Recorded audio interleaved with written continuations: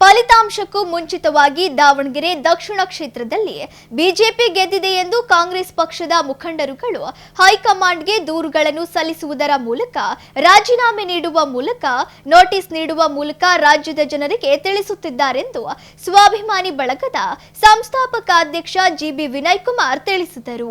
ಸುದ್ದಿಗೋಷ್ಠಿಯಲ್ಲಿ ಮಾತನಾಡಿದ ಅವರು, ದಕ್ಷಿಣ ಕ್ಷೇತ್ರದ ಉಪಚುನಾವಣೆ ಶೋಷಿತ ವರ್ಗಗಳ ಸ್ವಾಭಿಮಾನದ ಚುನಾವಣೆಯಾಗಿ ಮಾರ್ಪಟ್ಟಿದ್ದು, ಗ್ರಾಮೀಣ ಮತ್ತು ನಗರ ಪ್ರದೇಶಗಳ ಸ್ವಾಭಿಮಾನಿ ಮತದಾರರು ಕುಟುಂಬ ರಾಜಕಾರಣದ ವಿರುದ್ಧ ಮತ ಚಲಾಯಿಸಿದ್ದು ಶ್ರೀನಿವಾಸ್ ದಾಸ್ಕರಿಯಪ್ಪನವರ ಗೆಲುವಿಗೆ ಸಾಕ್ಷಿಯಾಗುತ್ತಿದ್ದಾರೆ ಎಂದರಲ್ಲದೆ, ಈ ಕ್ಷೇತ್ರದ ಫಲಿತಾಂಶ ದಾವಣಗೆರೆ ಜಿಲ್ಲೆ ಮಾತ್ರವಲ್ಲದೆ ರಾಜ್ಯದ ರಾಜಕೀಯ ಚಿತ್ರಣ ಬದಲಾವಣೆಗೆ ನಾಂದಿ ಹಾಡಲಿದೆ ಎಂದರು. ಬಿಜೆಪಿ ಹಾಗೂ ದಾವಣಗೆರೆಯ ಪ್ರತಿಷ್ಠಿತ JH Patel academy, BIT road near Hemavathi hostel, Davanagere admission open now. ಸ್ವಾಭಿಮಾನಿ ಬಳಗವು ಬೂತ್ ಮಟ್ಟದಲ್ಲಿ ಮತದಾನದ ನಂತರ ಸಂಗ್ರಹಿಸಿರುವ ಮಾಹಿತಿಯ ಅಂಕಿ ಅಂಶಗಳ ಪ್ರಕಾರ ಗ್ರಾಮೀಣ ಭಾಗದಲ್ಲಿ ಹೆಚ್ಚಿನ ಪ್ರಮಾಣದಲ್ಲಿ ಮತದಾನವಾಗಿದ್ದು, ಬಿಜೆಪಿ ಪಕ್ಷಕ್ಕೆ ಅತಿ ಹೆಚ್ಚು ಮತಗಳನ್ನು ಚಲಾಯಿಸಿರುವುದು ಕಂಡುಬರುತ್ತಿದೆ ಎಂದರು. ಸ್ವಾಭಿಮಾನಿ ಬಳಗವು ಗ್ರಾಮೀಣ ಪ್ರದೇಶದಲ್ಲಿ ಬಿಜೆಪಿ ಪಕ್ಷದ ಪರವಾಗಿ ಪಾದಯಾತ್ರೆಯ ಮೂಲಕ ಜಾಗೃತಿ ಮೂಡಿಸುವ ಅಭಿಯಾನ ನಡೆಸಿದ್ದು, ನಮಗೆ ಸಹಕಾರ ನೀಡಿದ ಬಿಜೆಪಿ ರಾಜ್ಯಾಧ್ಯಕ್ಷ ಬಿವೈ ವಿಜಯೇಂದ್ರ, ಮಾಜಿ ಸಿಎಂ ಬಸವರಾಜ ಬೊಮ್ಮಾಯಿ, ಮಾಜಿ ಸಂಸದ ಜಿಎಂ ಸಿದ್ದೇಶ್ವರ್ ಸೇರಿದಂತೆ ದಾವಣಗೆರೆ ಜಿಲ್ಲೆಯ ಮುಖಂಡರುಗಳು ನೀಡಿದ ಸಹಕಾರಕ್ಕೆ ಧನ್ಯವಾದ ತಿಳಿಸಿದರು.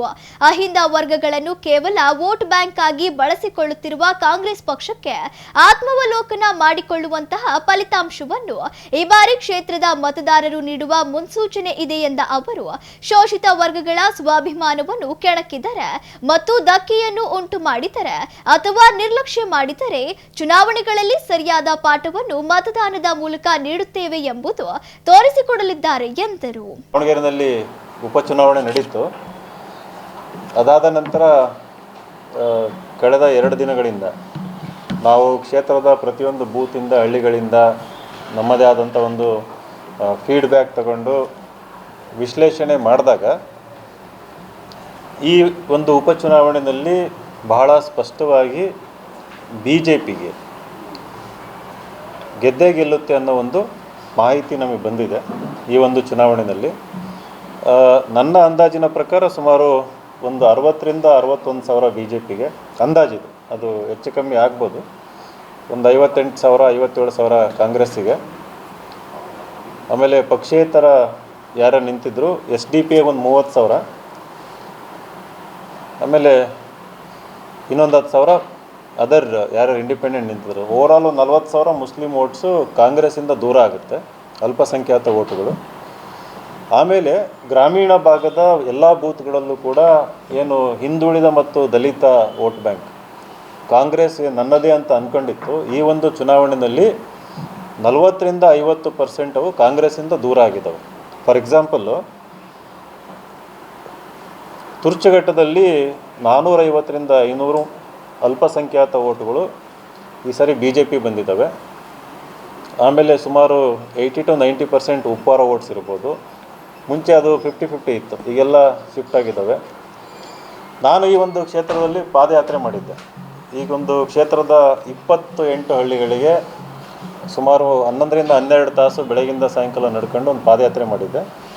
ಆ ಒಂದು ಪಾದಯಾತ್ರೆ ಪರಿಣಾಮ ಯಾವ್ಯಾವ ಹಳ್ಳಿಗಳಿಗೆ ಹೋಗಿದ್ವಿ ಅಲ್ಲಿ ಮತದಾನದ ಒಂದು ಪರ್ಸೆಂಟೇಜ್ 85 to 95 ಹೋಗಿದೆ.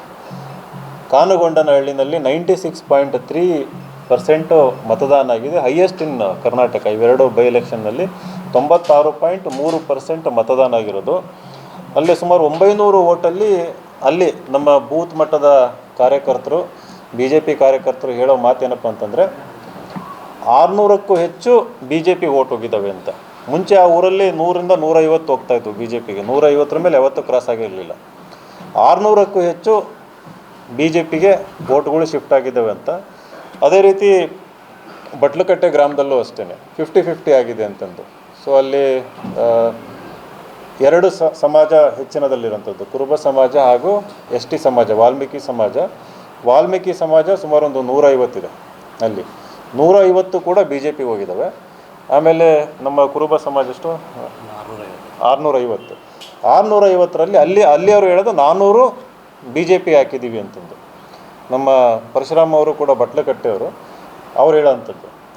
ಜಡಗ್ನಳ್ಳಿನಲ್ಲಿ 455 ಓಟ್ ಇದ್ದಾವೆ, ಅವ್ರು ಹೇಳೋದು 250 300 ಬಿ ಜೆ ಪಿಗೆ ಹೋಗಿದ್ದಾವೆ ಈ ಸರಿ ಅಂತ. ಸೊ ಇದೇನು ಸೂಚಿಸುತ್ತೆ ಅಂತಂದರೆ, ಈ ಒಂದು ಎಲೆಕ್ಷನ್ ನಾನು ಮುಂಚೆನೇ ಹೇಳ್ತಾ ಇದ್ದೆ, ಭಾಳ ಹಿಸ್ಟಾರಿಕಲ್ಲು ಇಂಪಾರ್ಟೆಂಟ್ ಅಂತಂದು. ಕರ್ನಾಟಕದ ರಾಜಕಾರಣದಲ್ಲಿ ಕಾಂಗ್ರೆಸ್ಸಿಂದ ಅಹಿಂದ ಮತಗಳು ದೂರ ಆಗ್ತಿರುವಂಥರ ಒಂದು ದಿಕ್ಸೂಚಿ ಈ ಒಂದು ಚುನಾವಣೆಯಲ್ಲಿ. ಅದು ಸಾಧ್ಯ ಆಗಿದ್ದು ಈ ಒಂದು ಚುನಾವಣೆಯಲ್ಲಿ ಎಲ್ಲರೂ ತೋರಿಸಿದಂಥ ಒಗ್ಗಟ್ಟು, ಹಾಗೂ ಟು ಸಮ್ ಎಕ್ಸ್ಟೆಂಟ್ ಏನು ಬಿ ಜೆ ಪಿ ಲೀಡ್ರುಗಳು ಹೇಳೋ ಪ್ರಕಾರ ನನ್ನ ಒಂದೇನು ಇನ್ವಾಲ್ವ್ಮೆಂಟ್ ಇತ್ತು ನಮ್ಮ ಸ್ವಾಭಿಮಾನಿ ಬಳಗದ್ದು, ಅದು ಕೂಡ ಎಲ್ಲ ಕಡೆ ಇಂಪ್ಯಾಕ್ಟ್ ಆಗಿದೆ ಅಂತಂದ್ಬಿಟ್ಟು.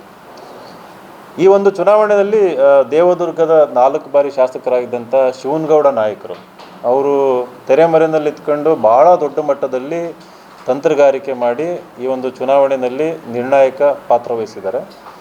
ಹಾಗೆಯೇ ಪ್ರೀತಮ್ ಗೌಡ್ರು ಏನು ಹಾಸನದಿಂದ ಬಂದು ಇಲ್ಲೇ 15 ದಿನ ಇದ್ದರು, ಅವರು ಕೂಡ ಉಸ್ತುವಾರಿ ಇತ್ತು, ಅವರು ಕೂಡ ಭಾಳ ದೊಡ್ಡ ಮಟ್ಟದಲ್ಲಿ ಸಪೋರ್ಟ್ ಮಾಡಿದರು. ಆಮೇಲೆ ಇಲ್ಲಿ ಬಂದಂಥ ಎಲ್ಲ ದೊಡ್ಡ ದೊಡ್ಡ ಲೀಡರ್ಗಳು, ಬೊಮ್ಮಾಯಿ ಸಾಹೇಬ್ ಇರ್ಬೋದು, ಪ್ರಹ್ಲಾದ್ ಜೋಶಿ ಅವರು ಇರ್ಬೋದು, ಸಿ ಟಿ ರವಿ ಅವರು ಇರ್ಬೋದು, ಆಮೇಲೆ ರಾಜ್ಯಾಧ್ಯಕ್ಷರಾದ ವಿಜೇಂದ್ರ ಅವರು ಇರ್ಬೋದು, ನಾನು ಅವ್ರ ಹತ್ರ ಇಂಟ್ರ್ಯಾಕ್ಟ್ ಮಾಡಿದಾಗ ಈ ಚುನಾವಣೆನ ಶತಾಯಗತಾಯ ನಾನು ಗೆಲ್ಲೇಬೇಕು ಅನ್ನೋ ಒಂದು ಇಂಟೆನ್ಷನ್ ಕಾಣಿಸ್ತಾ ಇತ್ತು. ಅದೇ ರೀತಿ ಅವರು ಕೂಡ ನಮ್ಮನ್ನು ಭಾಳ ಗೌರವಯುತವಾಗಿ ನಡೆಸ್ಕೊಂಡು ವೇದಿಕೆಗಳನ್ನು ಕೊಟ್ಟು ಭಾಷಣ ಕೊಟ್ಟು ಜನಗಳನ್ನು ಒಂದು ಮೋಟಿವೇಟ್ ಮಾಡೋದ್ರ ಕಡೆಗೆ ಸಹಾಯ ಮಾಡಿದರು. ಅವರಿಗೆಲ್ಲ ಧನ್ಯವಾದ ತಿಳಿಸ್ತೀನಿ.